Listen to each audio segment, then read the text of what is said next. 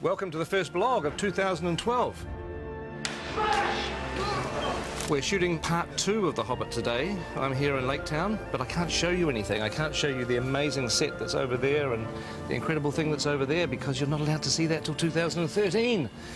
But what we can show you are the continuation of our location adventures. So if you remember from our last exciting episode, we were in Hobbiton. So let's pick it up from where we left off and travel around the rest of New Zealand. So we've just finished our first week on location. So it's goodbye to Hobbiton and hello to our next spot.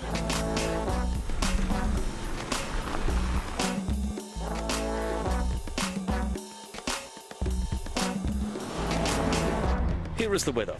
In Pew Pew today, it has, of course, been raining. Yeah, welcome to Denise Bluffs, people. We've brought the weather with us, which is great. We don't have the umbrellas in the movie, by the way, just in case you're wondering. No, see, the colours clash. What's kind of weird is you're on the sets in the studio and they look so real, but you come out on location, this almost looks fake because you think this can't exist. It's just weird. It's not real, it's a trick. It's a trick. It's a trick, It's mind games. Done with mirrors. It's a very nice environment. Some nice stuff up in there. Just going to be a bit lumpy getting stuff around and building stuff on rocks and bits and pieces, but be nice. Good location. I'm just worried about the dinosaurs.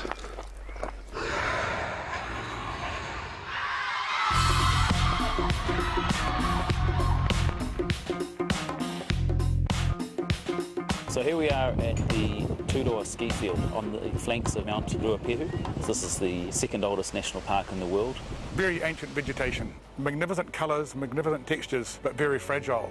And hence we've gone to exceptional lengths to actually make sure the impact on the site is minimised. So it's about scaffolding, it's about elevated boardwalks to keep people off the vegetation.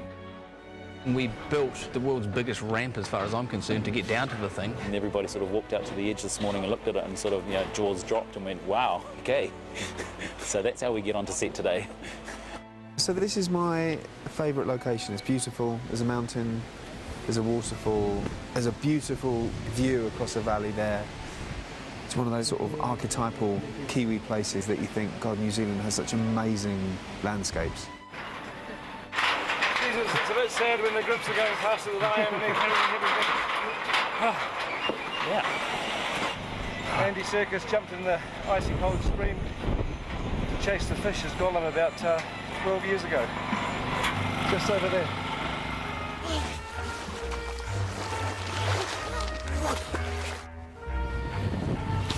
So, welcome to first day on location with second unit. I've spent quite a lot of the last few weeks in a chopper because a lot of our stuff was aerial coverage.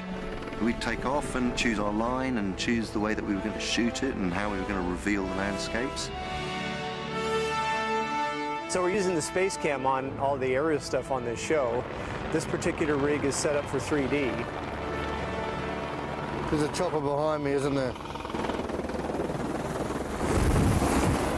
The bonuses of being on second unit is that we do a lot of locations that are too tricky or time-consuming for main unit to go to, so a lot of our locations were helicopter-only access, so we got very, very good at loading in and out of choppers.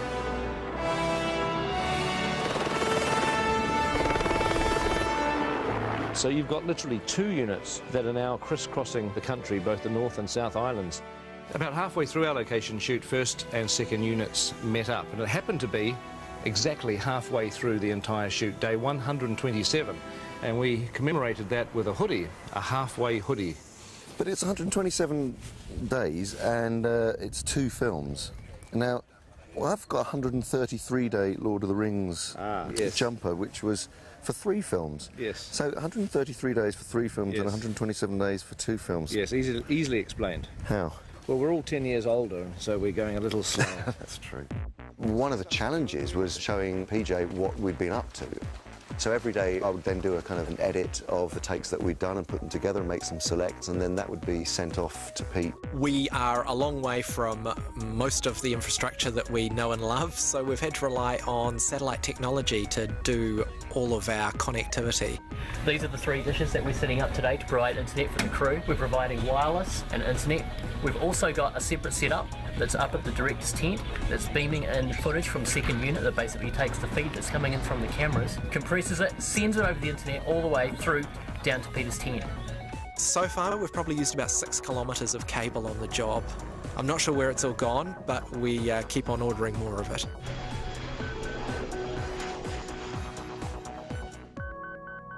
Strathtyre, Central Otago. So this is a location where you can literally shoot 360 degrees every direction.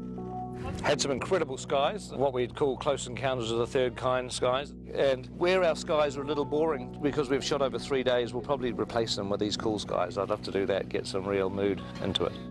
One of the days of shooting on this location was actually up on the hill at something called the Rock and Pillar Range. If you just look over there, that's pretty much that distant ridgeline between those 2 rocks. That's what they call the Rock and Pillars, where we had to have 10 helicopters ferrying crew, cast and equipment up the mountain. This is Adam Brown's first helicopter ride. Oh my God. Are you so excited? I'm well excited. You should be.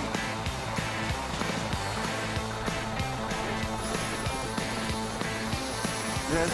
In! Oh, he's in! He's in! It's on video! And action! Woohoo! Amazing! So we're packing up at the end of our location shooting here at Strathtyre and going to Queenstown. Here we are, beautiful Queenstown. We're just at the base of outside the Earnslow Burn, which is the most spectacular shooting location I think we've been to yet. We're shortly going to do a rendition of the Hills Relive with the Sound of Music, starting with Mark Gabbardy's over there. So he's getting into his Maria position. There he is.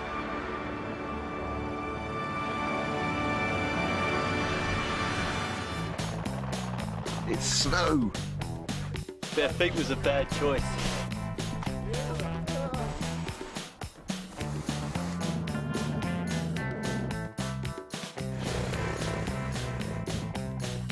And we've been to Paradise before. That's where we shot a few scenes of Fellowship of the Ring, mainly, back in 1999. Lothlorien Forest, Boromir's death. The great thing about this job, you get to see beautiful, beautiful places like this. So you don't have to feel sorry for our actors leaving home for 7.5 weeks. We're very, very well looked after. The catering on this movie has been sensational.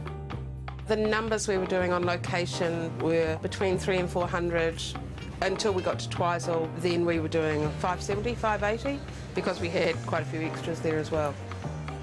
We cook 100 at least kilos of meat every day. One of the guys worked out that we'd been through a ton of oranges already. It's Formal Friday today, so we're dressed in suit. It's one of the only ways to be able to, for the crew to know what day of the week it is. Every morning we crank out about 200, 300 coffees. We're heading off to the hills to look after a crew of about 100 people who have all been choppered in up into the mountains. It being in the mountains, there's snow around, so it's cold. So obviously in formal dress, sometimes it's not practical. So as you can see here, Andrew has gone from a 3-piece to a 4-piece with the addition of a nice cosy puffer jacket. Because you can't always look good, sometimes you have to be sensible.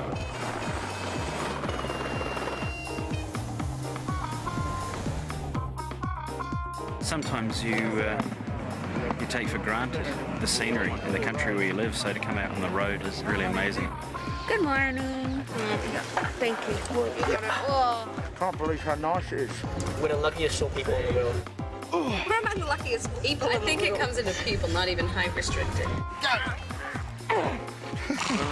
New Zealand looking at its spectacular best, and a lot of very happy actors cavorting around in front of it.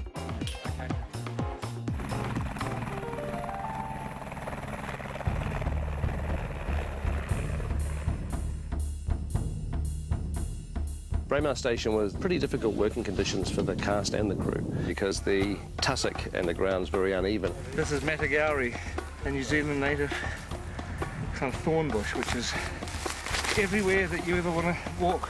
You can't just parade through the tussocks and the rocks and the pebbles without looking. You suddenly realise that being out of doors in Middle-earth can be a difficult business, particularly when there's a pack of orcs or wargs. Dances with wargs. Heavenly wargs. The boy who cried warg. Aliens versus wargs. I was a teenage warg. Enormous amount of running. Scene 88, I think, is actually going to be a third film. It'll be coming out between the first and the second. It's actually, for the most part, it's easier working inside a studio. But of course, you know, the studio doesn't have the incredible vistas, and that's what we were there for. 8 kilometres from Mount Cook, surrounded by the guys behind me. Unbelievable.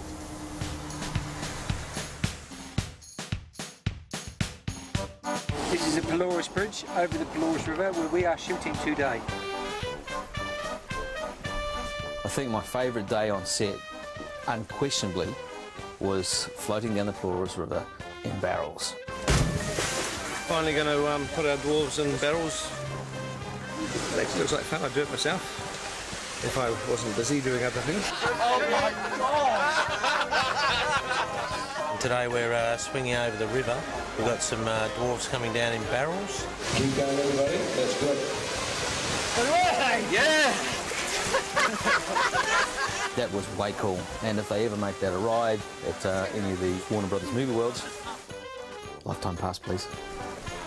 While we were at Pelorus, our location shooting came to a pretty dramatic end because the police arrived and said they were about to issue a severe weather warning.